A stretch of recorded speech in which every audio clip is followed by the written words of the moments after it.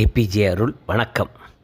அன்பர்களே, வள்ளலார் ஒரு பாடலில் சொல்கிறார், இடுக்கில்லாமல் இருக்க இடம் உண்டு, நடம் செய்ய இங்கு அம்பலம் ஒன்றே.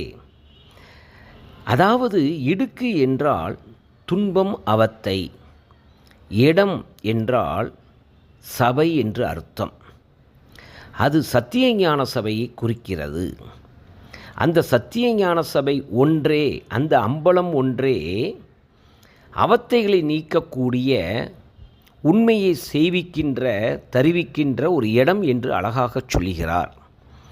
இடுக்கு அவத்தைகள் மரணம், பிணி, மூப்பு, பயம், துன்பம் முதலிய அவத்தைகளை இல்லாமல் போக, இல்லாமல் வாழ இங்கு வாரீர், அது சத்திய ஞான சபையில் உண்மையை அறிவீர் என அழைக்கிறார்.